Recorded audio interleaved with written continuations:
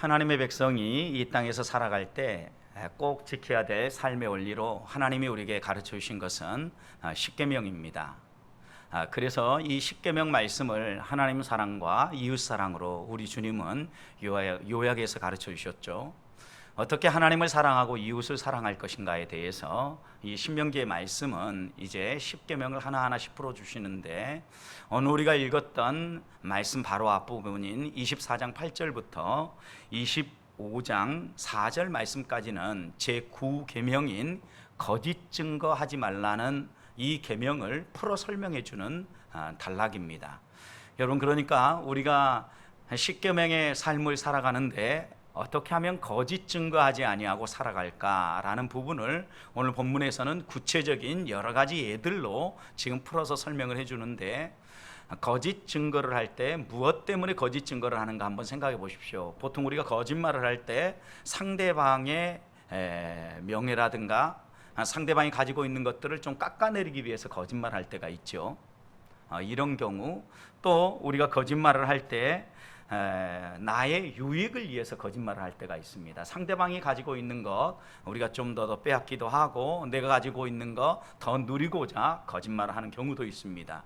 그래서 오늘 우리가 읽었던 이 단락은 보면 바로 앞부분은 레위인에 대한 얘기입니다. 레위 제사장에 대한 레위 제사장에 대하여서 시작을 합니다. 그래서 권력이 있고 부유한 사람, 또 더 나아가서 이렇게 힘 있는 사람과 대비되어지는 이제 가난하고 빚진 사람, 노동자, 그리고 자식과 부모, 고아와 과부와 객, 더 나아가서 일하는 속까지, 이게 순서적으로 거짓 증거하지 않으며 살아간다는 의미가 무엇인가를 사회 모든 사람에게 어떻게 적용할 것인가, 너희보다 좀 더 높은 계층에 있는 사람에게는 어떻게 대하고, 힘있고 돈이 있는 사람에게는 너희가 이 문제와 관련해서 어떻게 대할 것인지를 하나하나 보시면서 하나님께서는 풀어서 이 모세를 통하여서 설명해 주시는데, 레위인과 이 제사장을 위해서는요, 하나님 앞에서 지도자로서 전체를 끌고 가지 않습니까? 그런데 우리가 읽었던 바로 앞부분 보면 미리암 사건을 예를 들어 설명을 합니다. 비방하지 말라는 거죠. 권위에 대해서 도전하지 말고. 그리고 나서 오늘 우리가 읽었던 이 10절부터 나오게 되는데, 생각해 보십시오. 거짓 증거는요, 한 사회의 구성원들을 깎아내리거나 아니면 그 사람에게 돌아가야 될 마땅한 몫을 착취하는 거거든요. 그러다면 어떤 일들이 발생하겠습니까? 괜히 없는 일 만들어 가지고 사람의 명예도 깎아내리고 사람의 힘도 빼앗아오고 그 사람의 가진 것도 내가 속여서 더 취한다고 하면 사람들이 신뢰하지 못하겠죠. 불신이 생기고 불만이 생기고 원망이 생기겠죠. 그러다 보면 더 나아가서 그 사이 안에 서로 원망과 불평과 함께 억울하다라는 이런 얘기가 나오겠죠. 그래서 결국 이 억울함 때문에 공동체 안의 관계가 깨어지지 않도록 이웃과의 관계에서 어떻게 서로를 품어주고 서로를 이해하고 서로를 받아줄 것인가에 대해서 기록하고 있는 말씀입니다. 먼저 우리가 읽었던 10절 11절 말씀을 보십시오. 권력을 가지고 있고 부유한 사람과 관련해서 이야기하는 겁니다. 저당물을 잡는 경우입니다. 돈을 꾸어주고 채권자가 채무자에게 그 빚을 갚지 못할 때 빚을 갚으라고 저당물을 잡는데, 오늘 본문에 보면 꼭 그 채권자가 지켜야 될 원칙이 있다는 겁니다. 채권자는 채무자의 집에 들어가서 어떤 저당물을 잡아오지 말라는 겁니다. 여러분, 왜 이렇게 이야기할까요? 남에게 빚을 진 사람이라 할지라도 그와 그 가족들의 사생활은 보호받을 권리가 있다라는 겁니다. 사람들은 모두 다 자기가 살아가는 그 삶의 환경 가운데 보여주고 싶은 부분도 있지만 보여주고 싶지 않은 부분이 있습니다. 이 부분만큼은 좀 안 보았으면 좋겠다라고 생각하는 부분이 있습니다. 그런데 생각해 보십시오. 채권자가 뭔가 담보물을 잡기 위해서 집에 들어오면 무엇이 값이 나가는 것일까 막 살피고 두리번거리고 할 거 아닙니까? 그러면 모든 걸 다 보겠죠. 결국 사생활의 권리가 침해당하는 거죠. 이것은 가족 가운데 누가 빚을 졌든지 간에 그 사람만이 아니라 가족 전체가 사생활에 침해를 받는 거죠. 또 생각해 보십시오. 빚을 졌을 때 채무자라고 해도 내어주고 싶은 물건이 있고 내어주고 싶지 않은 물건이 있겠죠. 그런데 채권자가 들어와서 어떤 담보물을 설정한다고 하면 자신의 마음에 들고 자신이 볼 때 가치 있다고 생각하는 것을 취하지 않겠어요? 사람마다 다 틀린데, 만약 채권자가 마음대로 채무자의 집에 들어와서 담보물을 설정한다면 어떻게 생각해 보면 빚을 진 사람은 그렇지 않아도 마음에 상처가 있는데 자신의 사랑과 자신의 추억과 자신의 삶이 묻어있는 어떤 물품을 담보물로 빼앗긴다고 생각해 보십시오. 정말 자신의 삶이 송두리째 빼앗기는 것처럼 느껴질 것입니다. 그래서 하나님께서는 이렇게 빚을 진 사람이라 할지라도 그 사람에 대하여서 배려하고, 너가 힘이 있고 돈이 있는 사람이라 할지라도 가난한 사람의 집에 들어가서 너의 마음대로 담보물을 가져오지 말아라 라고 말씀하고 있는 겁니다. 또 이렇게 빚을 졌는데 그 사람이 매우 가난합니다. 그런데 그 가난한 사람의 담보물이 무엇인가는 이야기하진 않았지만 매우 가난한 사람일 경우 그 담보물을 가지고 하룻밤을 넘기지 마라, 해질녘까지 그 담보물을 계속 가지고 있고 취하지 말라고 얘기하는데, 가난한 사람에게 있어서 유일한 담보물이 하나 있었는데 그것은 겉옷이었다고 합니다. 여러분, 이 겉옷은 단순히 외투로만 이렇게 입는 게 아니라 담요로 사용이 되어졌기 때문에 이 가난한 사람에게 있어서 이 외투는 저녁에 잠을 잘 때 추위로부터 자신을 보호하고 자신을 지켜줄 수 있는 아주 중요한 도구가 되었던 겁니다. 그런데 여러분 생각해 보십시오. 부자입니다. 그리고 돈도 있습니다. 그런데 빚을 진 사람의 집에 가서 그 사람의 겉옷, 이 어떻게 보면 마지막 남은 담보물을 담보로 잡았다고 생각해 봅시다. 이 담보물은 가난한 사람에게는 꼭 필요한 겁니다. 없으면 밤에 잘 때 덜덜덜 떨거나 잘못하면 건강에 위협을 느낄 수 있습니다. 그런데 이 담보물을 취한 부자의 경우를 생각해 보십시오. 그 사람이 그 담보물을 취해서 담보로 쓰겠습니까? 담요로 사용하겠습니까? 아마 부자는 그 가난한 사람의 외투 말고도 훨씬 더 좋은 이불이 있을 거예요. 침구가 있어서 그걸 덮고 따뜻하게 지낼 수 있을 거라는 겁니다. 그렇기 때문에 너의 형제를 생각해서라도 담보물을 잡았으면 그 사람의 경우 해지기 전에 그 담보물을 돌려주라는 겁니다. 그래서 어떤 경우는 이렇게 이제 가난한 사람의 경우는 해가 뜨면 담보를 잡고 해가 지려고 하면 담보물을 다시 돌려주고, 이 일을 반복하는 경우도 있었다라는 거예요. 이게 성경의 가르침에 하나님께서 이것을 통하여서 교훈하시려고 하는 게 무엇입니까? 이스라엘 백성의 이 공동체가 어떤 공동체인가를 가르쳐 주는 거예요. 언약 공동체죠. 하나님의 약속의 기초에서 하나님이 돌보시고 하나님이 한 가족으로 삼아 주셨다라고 이렇게 말씀하시는데, 하나님이 주시는 이 공동체는요, 공산주의는 아니에요, 여러분. 하나님이 각 가족의 필요에 따라서 토지도 나눠주시고 또 먹고 살 수 있도록 분배도 해주셨어요. 하나님이 기업이 되어서. 그렇지만 모든 가족에게 다 똑같이 그 부를 누리고 또한 살아가도록 하신 게 아니라 사람마다 다 다르잖아요. 어떤 사람은 좀 더 열심한 사람이 있고, 또 어떤 사람은 좀 더 게으를 수도 있잖아요.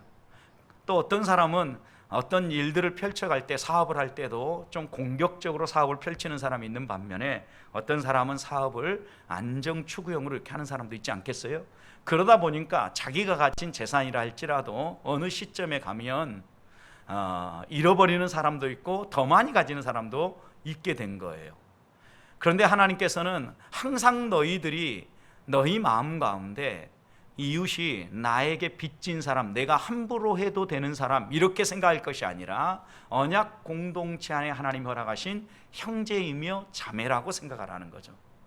그러면서 이렇게 빚진 사람에 대해서도 배려를 하고 여러 관계를 맺으라는 겁니다. 그리고 여러분 생각해 보십시오. 만약에 채무자가 자기 집에 들어와서 함부로 담보물을 취하여 가고 이 겉옷이 없으면 밤에 덜덜덜 떨면서 잘 수밖에 없는데 돌려주지 않는 그런 채권자가 있다고 한번 생각해 보십시오. 그 사람만 생각하면 마음에 불편한 마음이 들지 않겠어요? 자기가 빚진 것 때문에 당한 일임에도 불구하고 그 일을 떠올릴 때마다 아마 그 채권자에 대해서 좋지 않은 감정을 분명히 가질 겁니다. 그래서 우리로 하여금 이렇게 이야기하는 겁니다. 이웃에게 원망 들을 만한 일 하지 말아라. 설령 너가 그것이 당연한 권리라고 해도 상대방의 인권을 생각하고 상대방을 배려하는 관점에서 인간관계를 맺고 너의 권리도 추구해라 라고 말씀하고 있는 겁니다.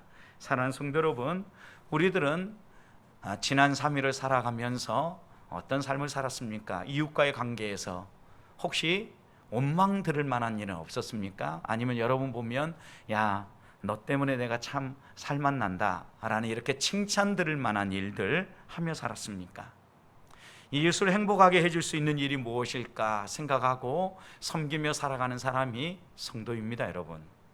그런 점에서 하나님께서 내게 주신 힘이 있다고 하면 내가 가지고 있는 이 힘을 가지고 어떻게 이웃을 행복하게 해줄 수 있을까? 어떻게 하면 상대방을 배려하고 상대방의 마음에 환한 미소가 지어질 수 있도록 내가 할 수 있는 일은 무엇일까? 이렇게 하나하나 살피면서 이웃에게 원망 들을 만한 일보다는 이웃이 나를 생각하면 기도하고 격려하고 세워줄 수 있는 일, 이런 일들 행하며 사시는 우리 성도들이 되시기를 주님의 이름으로 축복합니다. 두 번째 15절, 14절, 15절 보십시오. 이 경우는 품삯에 관한 교훈입니다. 14절 보면 곤궁하고 비난한 품꾼이 있다는 것입니다. 그런데 그 사람이 너희의 형제든 아니면 이방인이든지 간에 학대하지 말고 그 품삯에 대해서는 항상 당일해 주어라 라고 말씀합니다. 사람을 사서 일을 시키면 임금을 지급하는 일, 이 일은 당연한 일이라는 거죠. 그래서 정기적으로 고용하는 사람이라면 우리가 주급을 주거나 아니면 월급을 주지 않습니까? 이런 경우는 우리가 당연히 이렇게 해야 되는데 원래는 이렇게 매일매일 노동하면 매일매일의 노동의 대가를 지급하는 체제였어요. 그런데 매일매일 주는 게 이게 번거롭기 때문에 지속적으로 정기적으로 계속 일을 하는 사람들의 경우는 주 단위로 월급을 주거나 아니면 월 단위로 이렇게 임금을 주는 형태가 우리 사회에 정착을 하게 된 거예요. 그런데 여러분 생각해 보십시오. 여기에서 가난한 품꾼의 경우 뭐 그것이 주급이 됐든 월급이 되었든지 간에 그런 사람들의 경우는 월급 날짜를 정했다, 아니면 품삯을 주는 시간을 정했다, 그러면 반드시 그 시간을 지켜서 주라는 겁니다. 이어지는 15절 말씀을 보십시오. 품삯을 어떻게 주라고 얘기합니까? 당일에 주라고 얘기합니다. 그리고 해진 후까지 미루지 말아라. 여러분, 해 지면 이스라엘 백성은, 그리고 또 그 당시 고대 사회에서는 반드시 집으로 돌아가는 시간입니다. 그러니까 해가 졌는데도 집에를 안 갑니다. 왜 집에를 안 갈까요?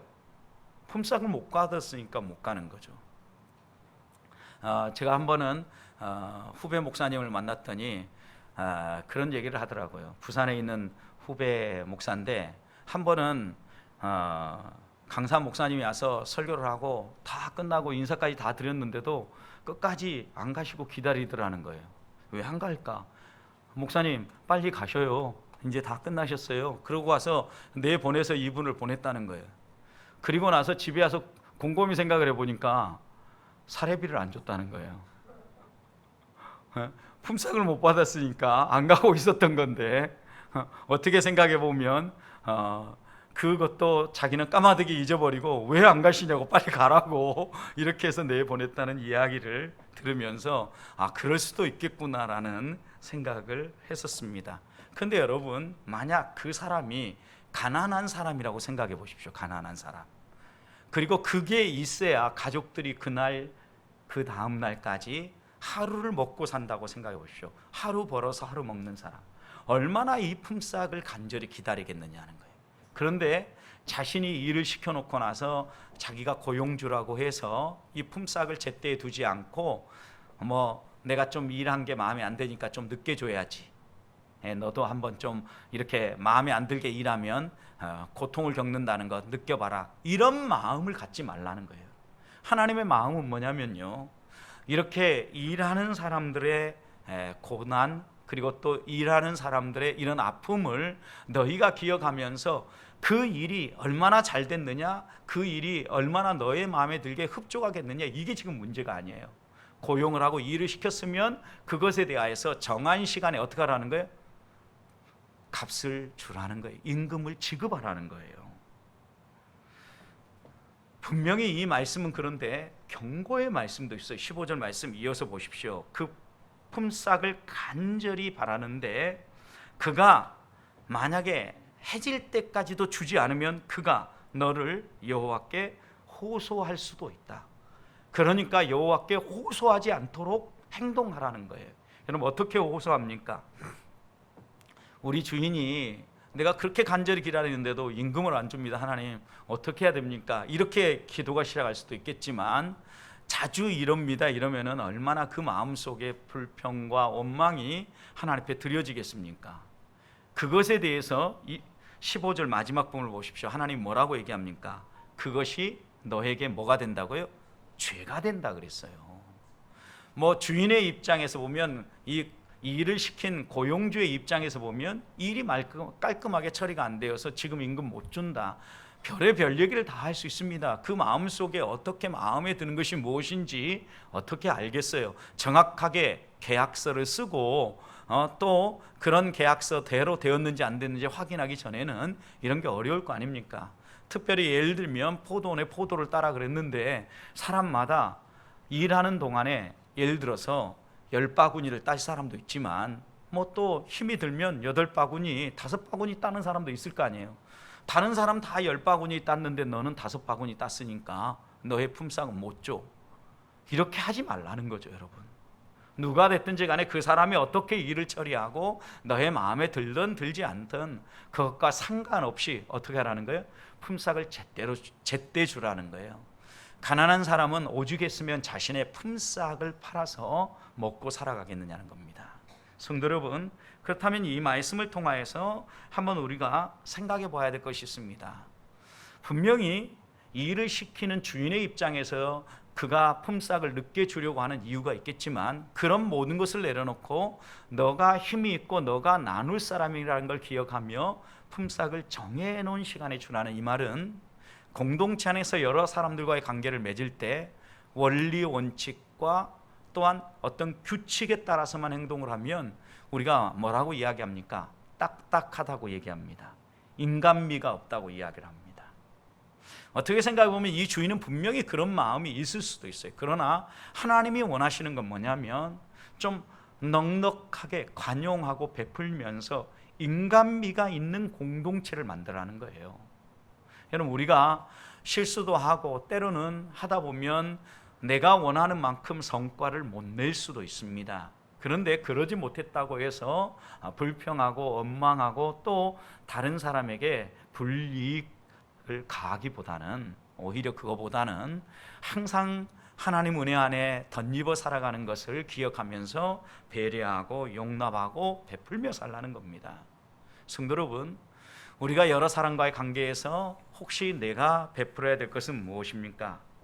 아무리 은혜가 충만한 교회다, 말씀이 살아있다 그래도요, 성도들이 함께 모였는데 배려가 없습니다. 원리 원칙대로만 모든 걸 다 합니다. 너무나 딱딱합니다. 인간미가 없어요. 그러면 그 공동체는 은혜로운 공동체를 할 수 없어요. 은혜가 뭔지 그 사람들이 생각하는 은혜는 뭔가 문제가 있는 거예요. 하나님의 은혜는요, 그런 형식으로 임하는 게 아니에요. 생각해 보십시오. 은혜가 무엇입니까? 우리는 은혜 받을 만해서 은혜를 받았습니까? 아니지 않습니까? 하나님께서 은혜로운 공동체를 우리 안에 이루며 살아가는 의미가 무엇인가를 우리가 놓치지 않고 하나님 앞에서 한 발 한 발 살아갈 수 있기를 주님의 이름으로 축복합니다. 세 번째는요, 16절 말씀을 보면 죄에 대한 보복에 대해서 말씀하시는 부분입니다. 이것은 연자죄에 대한 금지 조항이기도 합니다. 여러분 생각해 보십시오.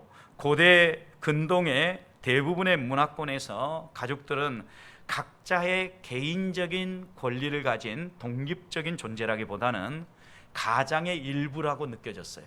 그러니까 가족 한 사람 한 사람이 개인 독립적인 인격체를 가지고 스스로 결정하고 스스로의 삶을 살아간다라기보다는 가장을 중심해서 그 가족 공동체가 형성돼서 가족의 모든 분들은 가장의 일부분이나 가장의 연장선이라고 생각을 했어요. 그러니까 생각을 해보십시오. 누군가가 잘못을 행하게 되면 그 잘못을 행한 사람 때문에 그 가족의 누군가도 내가 대갚아 줄 수 있다고 생각한 거예요. 예를 들어 이런 경우로 생각해 보십시오. 건축가가 집을 짓습니다. 근데 집을 짓다가 어느 한 부분이 좀 잘못 지어져 가지고 무너져 버렸어요. 그런데 무너지고 이게 끝났으면 좋은데 무너지면서 집을 지어달라고 부탁한 그 집 주인의 아들이 죽었다라고 가정해 봅시다. 그러면 사람들은 뭐라고 얘기하냐면 그 집을 지은 건축가의 아들도 가서 똑같이 죽여도 좋다, 이렇게 이야기하는 조항을 이야기하는 거예요. 여러분, 이러다 보니까 자꾸 잔인한 피해 복수가 반복되는 거죠. 마땅한 거고 또 율법에서도 그걸 가르친다고 많은 사람들이 그렇게 얘기를 합니다. 그래서 오해 가운데 하나는요, 출애굽기 20장 5절과 6절 보면 이렇게 하나님이 얘기합니다. 나를 미워하는 자의 죄를 갚되 하나님은 아버지로부터 아들까지 3, 4대까지 이르게 한다, 이렇게 하시는 말씀이 있어요. 그러니까 아버지부터 아들까지 3, 4대 동안 지은 죄에 대해서 벌을 준다는 말인가, 이렇게 생각을 하죠. 그런데 여러분 생각해 보십시오. 성경의 가르침은요, 아버지의 죄 때문에 아들을 벌하지 않아요. 성경에 보면 아버지는 의로운데 아들은 악한 경우가 있죠. 또 아버지는 악한데 아들은 의로운 경우가 있어요. 여러분, 그렇다면 생각해 봅시다. 아버지가 의로우니까 아들이 아무리 악해도 하나님이 그냥 용서해 주고 살려줍니까? 아닙니다. 또 아버지가 무진장 악한데 아들이 그 가운데서 의롭게 살려고 애쓰고 또 선하게 산다고 생각해 보십시다.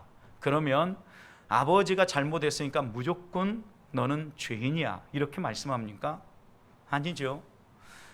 이스라엘 백성들이 멸망당할 때 특별히 지금 묵상하고 있는 에스겔서의 말씀도 보면은요, 유다 사람들이 심판을 받아서 바벨론 포로로 끌려갔을 때 그들 가운데 이런 얘기를 했어요. 아버지가 신포도를 먹었는데 아들의 이가 시리다, 이렇게 이야기를 한 거예요. 이게 속담처럼 그들 가운데 유행되어지는 단어였어요. 여러분 생각해 보십시오. 신포도를 먹은 사람이 누굽니까? 아버지죠. 그럼 누구의 이가 시려야 됩니까? 아버지의 이죠. 근데 아들의 이가 시리다는 거예요. 그러면서 바벨론으로 포로 잡혀갔던 유다의 백성들이 우리 조상들의 죄 때문에 우리가 이렇게 포로 생활을 하고 고생을 한다, 이렇게 이야기를 한 거예요. 그런 그들을 향하여서 하나님은 에스겔 선지자를 통해 그렇지 않다, 누구든지 하나님은 공평하신 하나님이시고 누구에게든 공평하게 대접하는데 각자가 지은 죄 때문에 심판을 받는 거다. 하나님 앞에서 하나님의 말씀을 지키고 의롭게 살아가면 그 사람은 그 의로움 때문에 반드시 살게 되어 있다, 이렇게 말씀하시는 겁니다. 이건 연좌제에 대한 문제이기도 해요. 사랑하는 성도 여러분, 우리가 이 세상을 살아가면서요, 누구도 그의 가족이라든가 그의 부모라든가 그의 누구 때문에 벌 받도록 하면 안 된다는 거예요. 우리 흔히 이러지 않습니까? 내가 미워하고 원수처럼 생각하는 사람입니다. 그 아들과 딸이 지나가면 어떻습니까? 그 사람은 너무 예쁘게 보입니까? 좋아 보입니까? 똑같이 나쁜 놈으로 보이지 않습니까? 그러지 말라는 거예요. 지금 성경이 이야기하는 거예요. 우리를 또요, 우리의 마음 가운데 은근히 나하고 어떤 관계 속에서 그 사람이 나하고 관계가 안 좋으면 그 가족 전부가 안 좋아요. 예를 들어 제가 여러분에게 좀 뭔가 실수를 하면 저만 나쁜 실수를 하고 나쁜 사람 보는 게 아니라 아내를 볼 때도 저 실수한 남편의 아내지, 이러면서 똑같은 관점으로 취급하는 것, 이것을 하지 말라고 이야기하는 거예요. 그 사람과의 문제는 그 사람과 하고 풀고, 그 사람의 죄 때문에 가족 가운데 누구든 또 자녀든 너희가 차별하여 대하지 말라는 말씀입니다. 여러분, 만약 이렇게 대하면 자녀의 입장에서 생각해 보십시오. 내가 한 일도 아닌데 억울하다고 생각할 거 아니에요. 그러니까 상대방의 억울한 일들 만들지 말라는 걸 지금 이렇게 또 풀어 설명하고 있는 겁니다. 마지막으로 17절과 18절 말씀도요, 약자를 보호하라는 말씀인데 객, 고와 과부, 여러분 대표적인 이스라엘의 약자이지 않습니까? 이런 경우는요, 여기에 이어서 보시면 송사를 억울하게 하지 말아라. 아무런 의지할 것이 없고 또 이 사람들은 돈도 없고 가난하다고 해서 너희가 원하는 대로 함부로 판결하거나 재판을 하지 말라는 거죠. 많은 사람들이 그렇게 얘기를 합니다. 돈이 있고 힘이 있으면 재판을 해도 승소할 수 있다고 이야기를 합니다. 여러분, 실제로 오늘 우리 사회도 이런 일들이 비일비재하게 일어납니다. 그런데 하나님께서 우리에게 하시는 말씀은 무엇입니까? 돈의 유무가 아니라 법의 기준에 따라서 공평과 정의를 세워가라고 말씀하고 있는 거죠. 사회적 약자와 소외의 상징인 사람들을 부당하게 대우하지 말라는 겁니다. 그 사람들이 의지할 사람이 없고 아무것도 가진 게 없다 할지라도 재판을 하거나 또 어떤 일을 하든지 간에 학대하거나 차별하지 말라고 하시는 말씀입니다. 심지어 하나님께서는 우리에게 뭐라고 말씀하셨습니까? 11조를 드리는데 그 11조 가운데 3년에 한 번씩은 이런 사회적 약자를 위해서 사용하라고 그랬어요. 여러분, 그러니까 하나님의 배려와 관심은 어디에 있는지 금방 더 드러나지 않습니까? 또 법정에서도 여러분, 우리도 보면 이방인들, 타국에서 온 예를 들어서 외국인 노동자다 그러면 여러분 통역도 세워야죠. 법의 기준에 따라서 이 사람을 잘 배려하고 재판을 해줘야 되는데 자국민의 입장에서 보통 이런 외국인들을 재판할 때가 더 많지 않습니까? 그래서 불이익을 당할 때가 많다는 거죠. 생각해 보십시오. 살기조차도 힘든 환경 가운데서 다른 나라에 이주해 와서 만약에 노동자를 이렇게 일하고 있는데 자신이 당한 형편이 이렇게 정당한 대접도 받지 못하고 부당한 법의 처분을 받고 살아간다면 그 마음속에 얼마나 억울함이 쌓이겠습니까? 아마 그 나라는 쳐다보고도 싶지 않을 겁니다. 여러분, 그러니까 이렇게 부당한 억울한 일들을 만들지 말라는 게 오늘 본문의 전반적인 내용입니다. 자, 보십시오. 이제 정리합니다. 이건 구계명에 대한 설명인데 거짓 증거하지 말라는 것에 대한 증거들이에요. 여러분, 이 거짓 증거는 아주 다양하게 나타난다는 거죠. 나의 유익을 위해서, 나의 명예를 위해서 이웃을 깎아내리거나 이웃에게 부당하게, 억울하게 처우하지 말라는 것입니다. 그런 것이 내 삶에 어떤 것이 있는지 한번 되돌아봐야 되겠습니다. 혹시 나는 내가 조금만 더 힘이 있으면 나보다 연약한 사람들에게 좀 함부로 대하는 경향은 없는지 점검해 봐야 합니다. 또 내가 어떤 일들을 부탁했을 때 내 마음에 들지 않는다고 해서 그 상대방에게 함부로 대한 적은 없는지 또 돌아봐야 합니다.